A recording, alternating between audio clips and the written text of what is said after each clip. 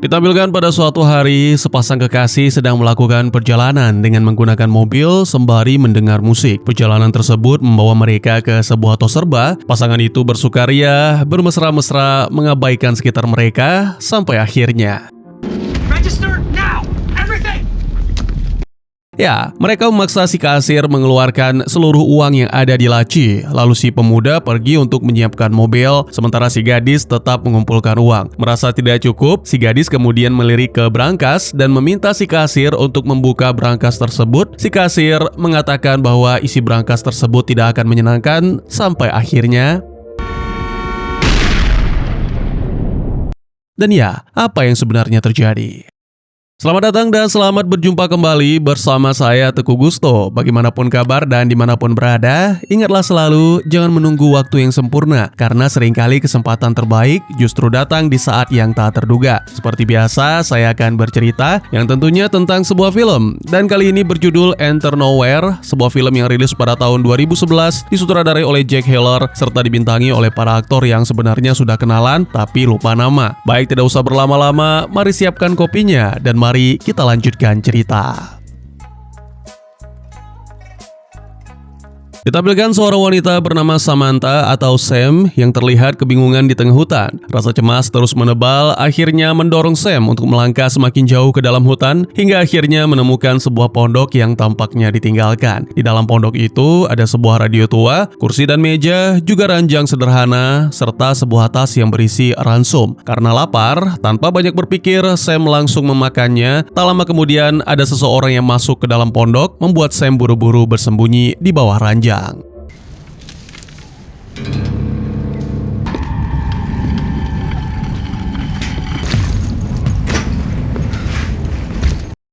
Orang misterius mengambil tasnya lalu pergi meninggalkan pondok, yang mana Sam melihatnya sebagai kesempatan untuk kabur. Sangat disayangkan, kepanikan membuat Sam terjatuh, dan di saat yang sama orang misterius tadi yang ternyata seorang pria menghampiri. Ternyata pria itu cukup ramah meski tahu makanannya telah dicuri. Pria yang diketahui bernama Tom itu bahkan mengajak Sam kembali ke pondok agar lukanya diobati.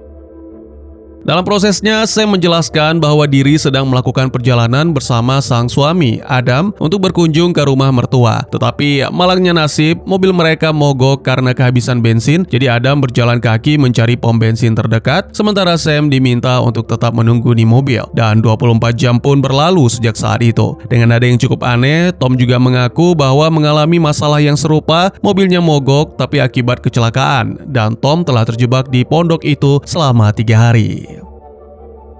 Ya, Tom bukanlah pemilik pondok dan soal alat komunikasi, satu-satunya yang ada hanyalah radio tua, tapi sayangnya itu pun tidak berfungsi. Penjelasan tersebut membuat Sam semakin tidak tenang sehingga memutuskan untuk melanjutkan pencarian sang suami, namun Tom memperingatkan bahwa suhu malam di tempat itu bisa turun hingga -5 derajat, sesuatu yang cukup mematikan tanpa pakaian yang memadai. Selain itu, Tom juga mengingatkan bahwa Sam belum makan sejak hari sebelumnya, sementara hutan itu begitu luas dan mudah menyesatkan siapapun yang masuk terlalu jauh. Mendengar semua itu, kekhawatiran Sam terhadap Adam justru semakin besar. Untuk meredakan ketegangan itu, Sam dengan enggan menyalakan sebatang nikotin. Melihat pemantik, Tom pun meminjamnya untuk menyalakan api demi menghangatkan ruangan. Setelah itu, Tom meminta Sam menunjukkan mobilnya agar bisa memastikan, dan memang benar, mobil itu kehabisan bahan bakar. Tom kemudian menandai sebuah pohon dengan potongan kayu bahwa mereka pernah melewati jalur itu ketika langit mulai gelap dan bayangan malam turun perlahan. Tom menyarankan agar Sam bermalam di pondok dan meninggalkan catatan di mobil, jaga-jaga jika Adam kembali. Untungnya Sam memiliki beberapa selimut di dalam kendaraan yang bisa membantu mereka menghadapi dingin yang semakin menggigit. Sesampainya kembali di pondok, Tom menawarkan air yang katanya diambil dari anak sungai terdekat. Meski anehnya, ia mengaku tidak bisa menemukan lokasi itu lagi. Tom berencana memindahkan bensin dari mobilnya ke mobil Sam, lalu pergi mencari bantuan sambil tetap mencari Adam. Di tengah percakapan itu, Sam mengungkapkan bahwa ia sedang hamil, dan itulah alasan Adam tadi bersikeras agar Sam tetap menunggu di mobil.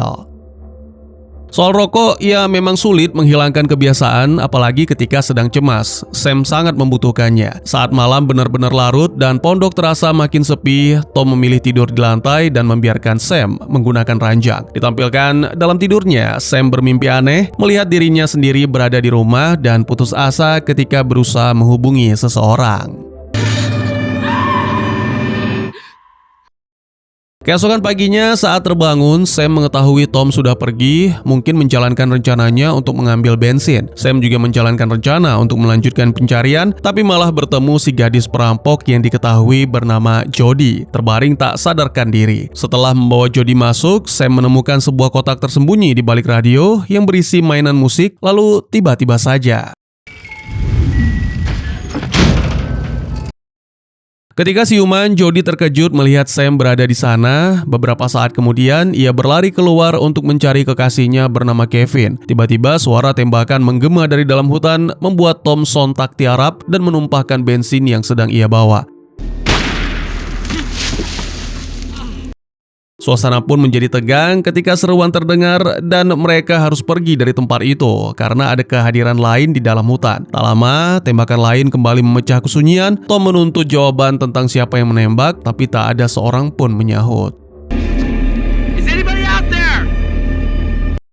Karena ketakutan dan tak melihat siapapun di sekitar pondok, Jody buru-buru kembali. Gadis itu mengatakan bahwa situasi ini terasa seperti film bertahan hidup di alam liar sambil diburu penghuni setempat yang jahat. Sam mengaku belum pernah menonton film semacam itu, lalu malah memperhatikan korek api milik Jody yang menurutnya unik. Meskipun menurut Jody tidak ada yang istimewa pada benda itu. Di luar, Tom sempat mendengar suara pesawat melintas di langit, tetapi tak dapat melihat apapun di atas rimbunnya pepohonan.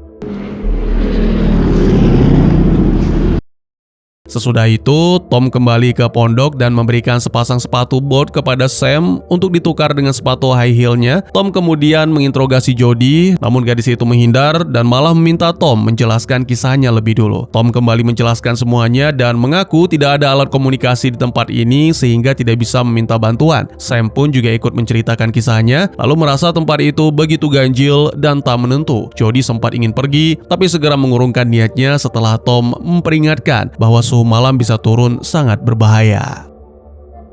Tom lalu meminta Jody menceritakan kisahnya sehingga gadis itu pun mengaku berasal dari Detroit dan tanpa menyinggung soal perampokan berkata bahwa setelah sebuah insiden di toko, pacarnya Kevin meninggalkannya di jalan usai mereka bertengkar. Dengan cara yang cukup mengusik, Jody mengatakan bahwa ia tiba-tiba saja mendapati diri sudah berada di depan pondok tanpa ingat bagaimana bisa sampai ke sana. Karena tak punya pilihan lain, ia setuju beristirahat di tempat itu untuk malam ini. Tom kemudian meminta korek api Jody dan menutup pintu dengan papan agar tetap rapat dan panas di dalam kabin tidak keluar. Tanpa kamar mandi, tanpa alat komunikasi, dan tanpa jalan keluar, hasrat Jody untuk pergi pun semakin besar. Tapi Tom menegaskan bahwa jika Jody ingin tetap tinggal, maka ia harus bekerja sama. Dari pernyataan itu, Jody mulai curiga bahwa Tom mungkin seorang psikopat yang berbohong soal kecelakaan demi menahan dirinya dan Sam di sana. Tersinggung oleh tuduhan itu, Tom bersikeras bahwa ia bukan penjahat dan satu-satunya yang ia inginkan hanyalah bertahan hidup.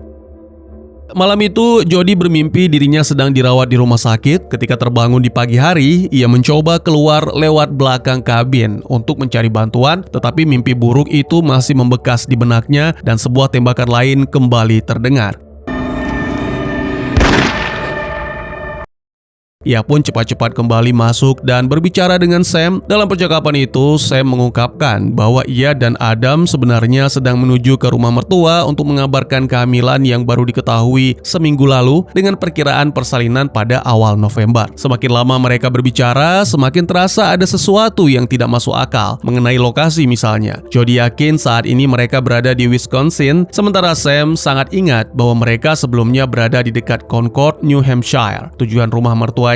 Sebagai informasi, kedua tempat itu terpisah ribuan kilometer, jarak yang terlalu jauh. Sementara itu, Tom terus menelusuri hutan, menemukan sebuah peluru yang terjatuh di tanah, dan terus menandai batang-batang pohon untuk mengukur jalur yang telah ia lewati. Meski begitu, anehnya, Tom justru kembali lagi ke kabin. Ia merasa sudah berjalan lurus tanpa berbelok, tetapi selalu berakhir di titik yang sama. Hal itu membuat Tom mulai berpikir bahwa kewarasannya sedang runtuh sedikit demi sedikit. Sekembalinya ke pondok, Tom mendengar kabar yang tak kalah bikin gila. Jody yakin mereka berada di Wisconsin, sementara Sam bersikeras bahwa mereka berada di New Hampshire. Yang bikin gila adalah, menurut Tom sendiri, menurut ingatannya, kecelakaan yang dialami terjadi di South Dakota. Ya, kebingungan pun makin menyesakkan ketiganya. Sam semakin gelisah memikirkan Adam, sementara Jody dengan nada muak mengatakan bahwa entah itu South Dakota, Wisconsin, atau New Hampshire, semua sudah terasa tidak penting lagi. Dan ia menunjukkan dengan jelas rasa tidak sukanya pada Tom. Malam itu, giliran Tom yang mengalami mimpi buruk, kali ini tentang sebuah pistol.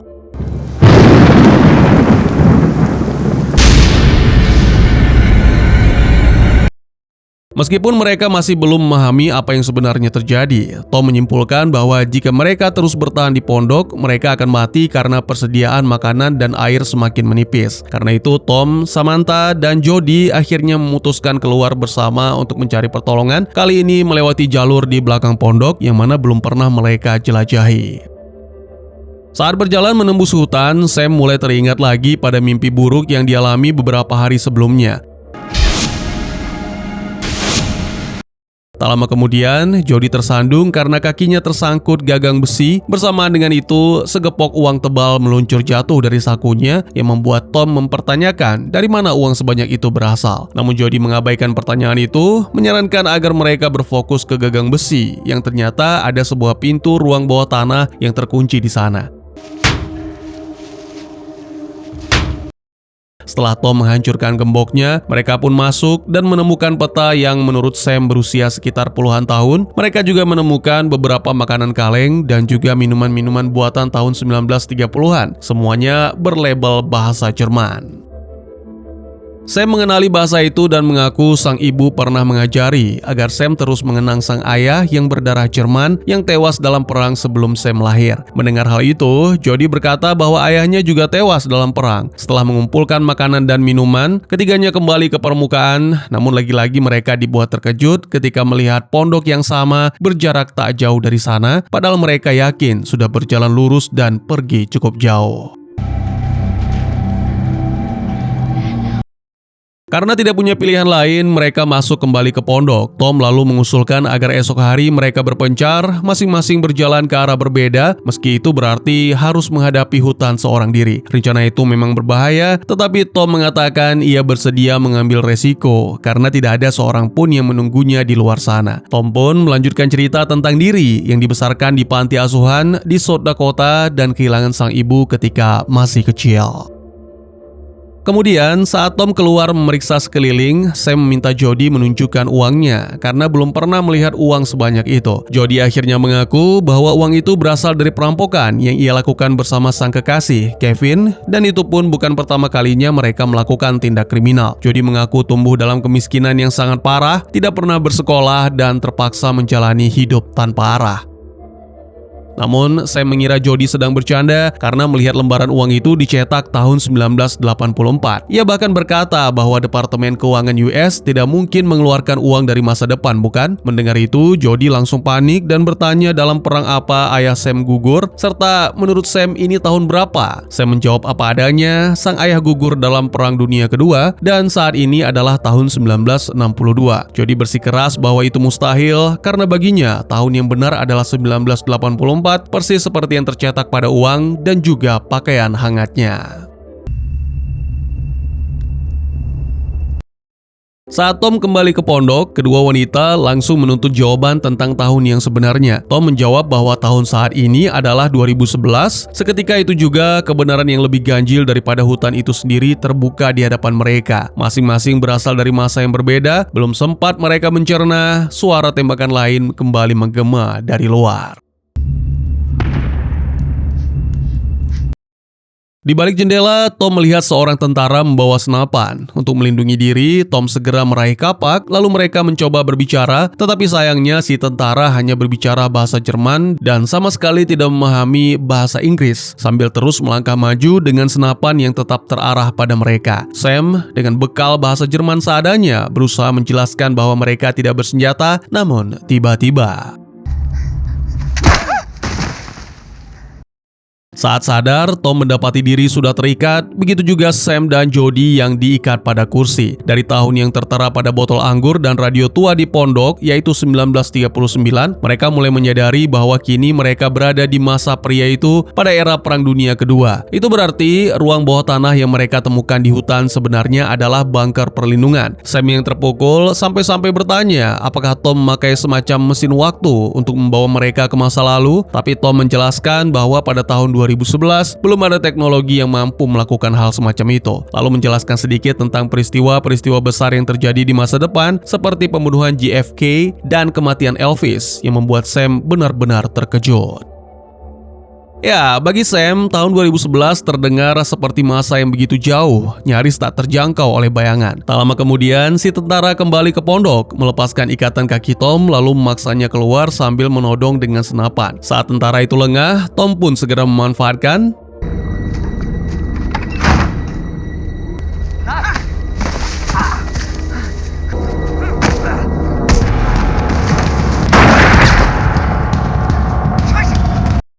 Sayangnya si tentara berhasil melumpuhkan Tom dan kali ini mengikatnya di sebatang pohon. Setelah itu, ia kembali ke pondok dan menuntut penjelasan tentang apa yang sebenarnya dilakukan mereka bertiga di tempat itu.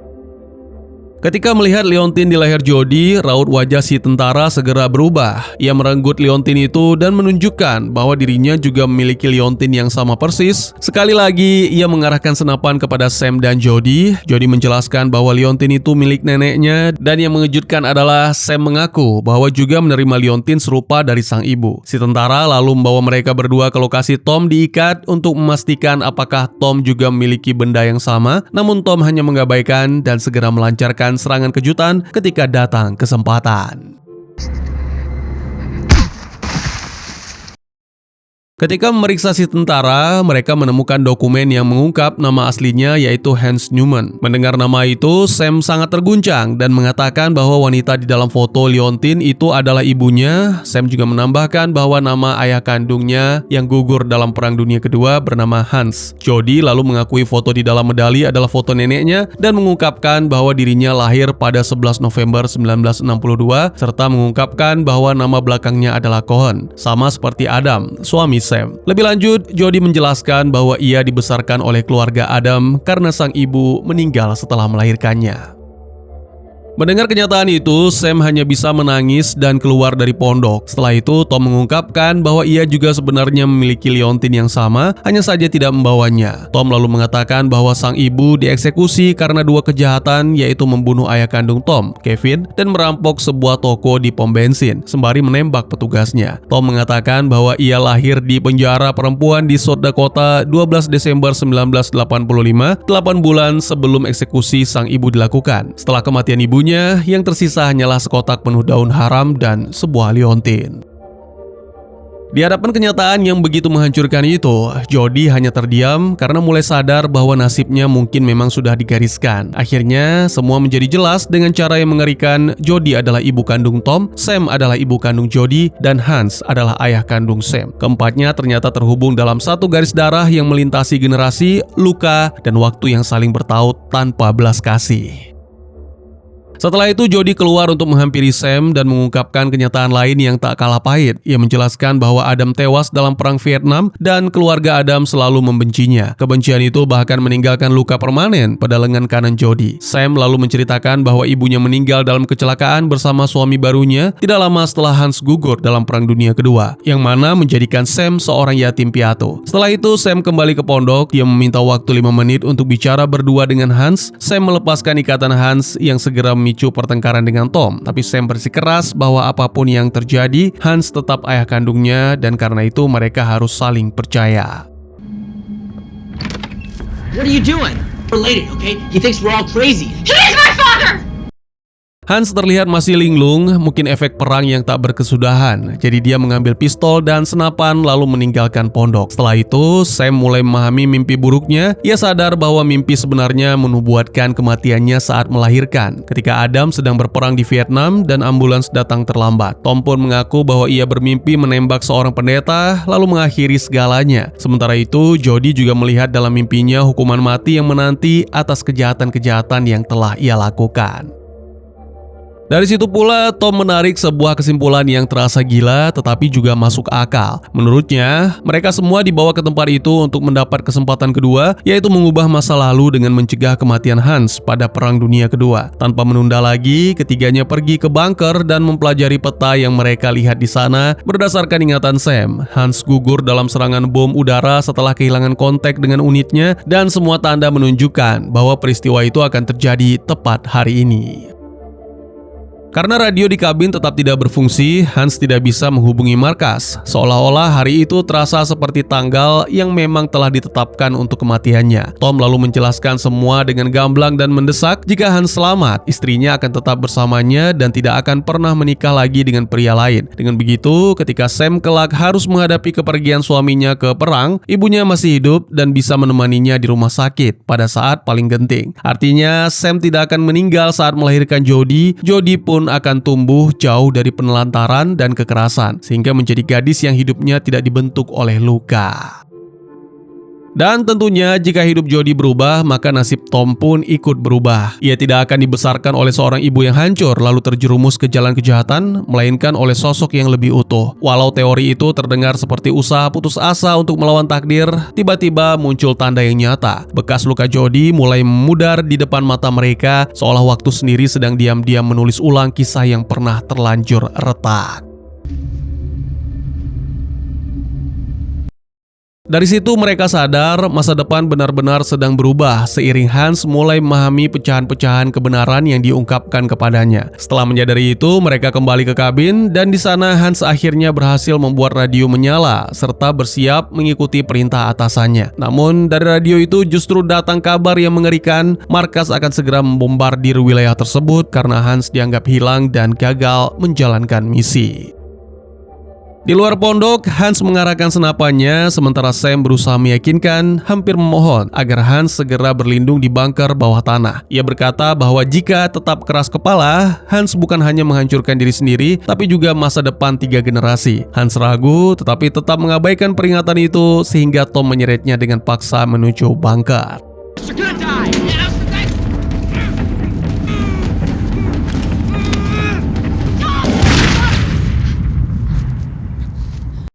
Di tengah kekacauan tersebut, Jodie tidak sengaja tertembak oleh pistol Hans. Jika Jodie mati, maka Tom tidak akan pernah lahir karena keberadaannya tergantung pada Jodie. Karena itu, satu-satunya cara untuk memulihkan garis waktu adalah menyelamatkan Hans apapun resikonya. Tom pun berlari mengejar ke tengah hutan dan keduanya terlibat dalam pertarungan fisik yang brutal.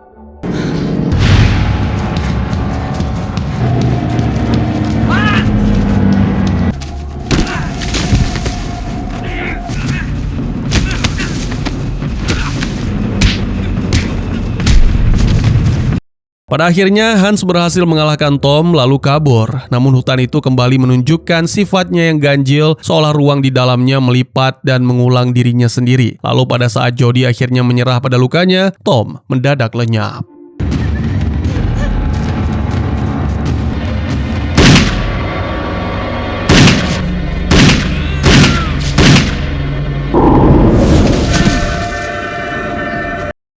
Dengan hati yang hancur, Sam memaksa Hans menuju bunker, berusaha membuatnya memahami betapa genting keadaan mereka. Akhirnya Hans berlari bersamanya ke arah bunker, menerobos hutan di tengah ledakan-ledakan yang menghancurkan sekeliling mereka. Salah satu ledakan melemparkan Sam ke sebuah batu hingga tak sadarkan diri. Meski begitu, Hans tetap mengangkat Sam dan membawanya masuk ke bunker, lalu berlindung di sana.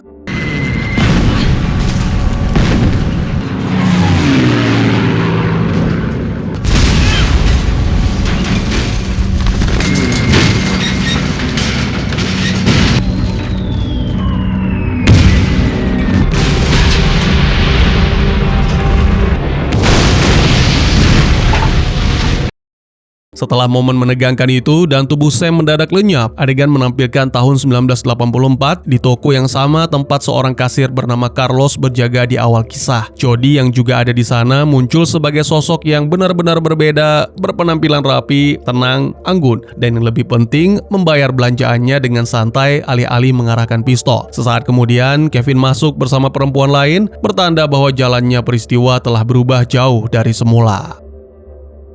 Pasangan itu tetap melakukan perampokan di bawah tatapan Carlos. Sementara itu, si perempuan muda yang bersama Kevin tampak menyimpan rasa akrab aneh terhadap tempat tersebut, seakan toko itu pernah menjadi panggung bagi sesuatu yang sama namun benar-benar hilang dari ingatan.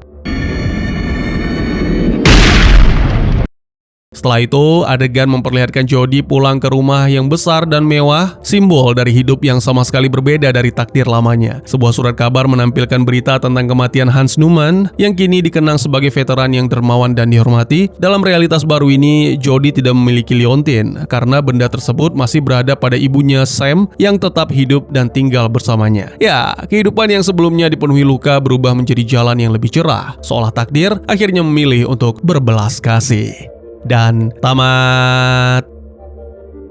Ini adalah salah satu film yang masuk ke jenis ruang tertutup atau cerita yang karakternya terjebak dalam situasi terbatas seperti Triangle, A.R.K. atau Z for Zachariah, dan film-film sejenisnya. Biasanya film seperti ini punya penjelasan khusus tentang apa yang membuat karakternya terjebak. Ketika saya melihat Tom selalu kembali ke pondok yang sama, saya langsung mengira mereka sedang terjebak di semacam lapisan neraka, semacam tempat hukuman yang muncul karena kesalahan yang pernah dilakukan ketiga orang itu di masa lalu. Tetapi saya benar-benar terkejut saat tahu bahwa masing-masing dari mereka berasal dari waktu yang berbeda. Dari situ segera terasa film ini sedang membawa sesuatu yang berbeda. Rasanya ada rangkaian kejadian yang jauh lebih besar di balik semuanya. Buat yang masih belum paham soal garis keturunan, saya akan coba jelaskan dengan cara yang lebih sederhana. Jadi Hans Neumann adalah ayah kandung Sam dan meninggal saat perang, tepatnya ketika terjadi serangan udara di kota Willen. Setelah perang selesai, ibu Sam menikah lagi dengan seorang pria Amerika, tapi keduanya meninggal dalam kecelakaan mobil beberapa tahun kemudian. Setelah itu Sam menikah dengan pria bernama Adam Cohen. Lalu pada tahun 1962 Sam hamil. Pada tahun yang sama Adam pergi berperang ke Vietnam. Saat Sam hendak melahirkan Jody, ia mengalami masalah saat persalinan dan memanggil petugas medis. Tapi sayangnya bantuan datang terlambat sehingga Sam meninggal dunia. Meskipun begitu, Jody berhasil selamat dan lahir pada November 1962. Malangnya lagi, Adam juga meninggal semasa tugas di Vietnam. Jadi Jody diasuh oleh keluarga Cohen. Kemalangan belum berhenti sampai di sana. Keluarga Cohen yang beragama Yahudi sangat membenci Sam yang seorang Katolik. Kebencian tersebut dilimpahkan ke Jody sehingga memperlakukannya dengan kasar. Jody pun tumbuh dalam perlakuan buruk itu dan akhirnya menyimpan kebencian. Ketika dewasa, Jody menjalin asmara dengan Kevin dan ikut merampok bank serta toko. Dalam salah satu perampokan, Jody menembak kasir toko lalu menghabisi Kevin sebelum akhirnya ditangkap. Di penjara perempuan South Dakota, Jody melahirkan Tom pada 12 Desember 1985. 8 bulan kemudian, Jody dihukum mati sehingga Tom tumbuh di panti asuhan gereja Katolik. Saat besar, Tom mengalami pelecehan dari seorang pendeta. Pada akhirnya, Tom menghabisi pendeta itu lalu mengakhiri segalanya. Setelah selamat dari serangan bom, Hans tidak jadi gugur dan akhirnya bisa pulang kembali kepada sang istri, ibu Sam. Hans dan istrinya lalu membesarkan Samantha. Setelah dewasa, Sam menikah dengan Adam. Ketika Sam hamil dan Adam sedang berada di Vietnam, ibu Sam tetap ada di sisinya untuk membantu. Karena itulah Sam selamat saat melahirkan Jody. Hans juga hidup lebih lama dan menjadi sosok ayah yang baik serta dihormati banyak orang. Beberapa tahun kemudian, ketika Hans meninggal, Sam dan Jody pergi ke pantai di belakang rumah mereka untuk menebarkan abunya. Pertanyaannya adalah bagaimana dengan Tom? Kemana Tom? Jawabannya ada pada perubahan masa depan itu. Kejadian di toko terjadi pada tahun 1984 saat Jody bahkan belum tahu bahwa dirinya hamil oleh Kevin. Di akhir cerita, kita melihat Kevin datang bersama perempuan lain di mobil, bukan bersama Jody. Perempuan itu lalu melakukan hal yang sama seperti yang dulu dilakukan Jody kepada kasir sampai akhirnya kasir itu mati. Sementara itu, hidup Jody sudah bergerak ke arah yang berbeda. Karena Jody tidak lagi bersama Kevin, maka Tom tidak pernah terlahir. Dengan kata lain, setelah masa depan berubah, tidak ada lagi kemungkinan Tom akan lahir karena Kevin dan Jody tidak pernah bersama seperti sebelumnya. Jadi itulah sebabnya Tom menghilang. Ia benar-benar pergi ke dalam tanda kutip nowhere, ke tempat yang tidak pernah sempat menjadi kenyataan. Menontonnya berulang kali agar bisa sampai ke lapisan cerita yang lebih dalam, yaitu makna di balik kejadian pada film. Kalau melihat sketsa garis waktu yang tadi, sebenarnya itu sudah menunjukkan pesan utama film ini. Mungkin sekilas tidak terlihat, tetapi kalau diperhatikan baik-baik, semuanya membentuk pola yang jelas. Pola itu adalah cerita tentang keluarga yang hancur dan tragedi yang terus berulang. Dari situlah makna film ini mulai terasa. Di jalur pertama, Hans menjadi ayah Samantha, lalu pergi berperang dan mati seolah hilang untuk selamanya. Karena itu Samantha akhirnya meninggal saat melahirkan tanpa ada yang benar-benar menolongnya. Jodie memang lahir, tetapi ia dibesarkan oleh keluarga suami Samantha yang membenci Samantha, sehingga Jodie tumbuh dalam perlakuan buruk. Akibatnya, Jodie tumbuh penuh amarah, hidup sendiri, lalu terjerumus ke dalam pencurian dan pembunuhan, sampai akhirnya dihukum mati. Setelah itu, Tom juga tumbuh dalam hidup yang rusak, lalu membunuh seorang pendeta, dan ujung-ujungnya mengakhiri segalanya. Semua kisah itu punya akar yang sama, yaitu keluarga yang retak dan tragedi yang terus menurun dari satu generasi ke generasi berikutnya. Semuanya seperti rangkaian luka yang bermula sejak Perang Dunia Kedua, lalu terus menyebar ke anak dan cucu. Karena itu, inti cerita film ini sebenarnya adalah usaha memutus rantai tragedi tersebut, makanya menyelamatkan Hans jadi sangat penting. Karena dari situlah semua perubahan bisa dimulai. Satu orang yang selamat bisa mengubah nasib seluruh garis keturunan. Lalu ketika Hans selamat, semuanya berubah. Hans dan istri tetap ada untuk Samantha, membesarkannya, mendampinginya, dan memberinya hidup yang lebih utuh. Bukan soal Hans menjadi kaya atau dermawan yang paling penting, tetapi soal kehadiran keluarganya. Sam tidak lagi sendirian, saat Adam tewas di Vietnam pun, masih ada keluarga yang menopangnya. Hal yang sama juga terjadi pada Jodie. Ketika Jodie lahir, kali ini ia tumbuh dengan ibunya sendiri yang merawat dan mencintainya. Jadi pesan yang ingin disampaikan film ini cukup jelas. Hidup seseorang bisa sangat berbeda jika dibesarkan dengan kasih sayang, perhatian, dan keluarga yang hadir. Film ini benar-benar menekankan bahwa keluarga inti punya peran besar dalam membentuk hidup seseorang. Meskipun pandangan ini terasa terlalu disederhanakan dan tidak selalu cocok dengan kehidupan nyata, tapi itulah pesan besar yang sedang dibangun oleh film ini. Bagaimana menurut kalian? Baik, mungkin segitu saja teman. Terima kasih buat yang sudah menyaksikan. Silahkan memberikan komentar, bertanya, ataupun merequest kira-kira film apa yang menarik untuk dibahas. Bisa lewat kolom komentar, atau buat yang malu-malu bisa via DM ke Instagram saya di @tegugusto. Insya Allah pasti akan dibaca. Mari kita jadikan kolom komentar sebagai sarana penambah wawasan dan menciptakan jalinan persaudaraan, bukan malah menjadikannya sebagai tempat pembulian sehingga menciptakan permusuhan. Jangan lupa untuk dukung terus channel ini dengan cara share, like, dan subscribe, karena dukungan dari kalian sangat berharga bagi saya demi perkembangan channel ini. Saya Gusto, sampai jumpa di video selanjutnya. Tetap semangat, tetap bersyukur setiap hari. Dadah!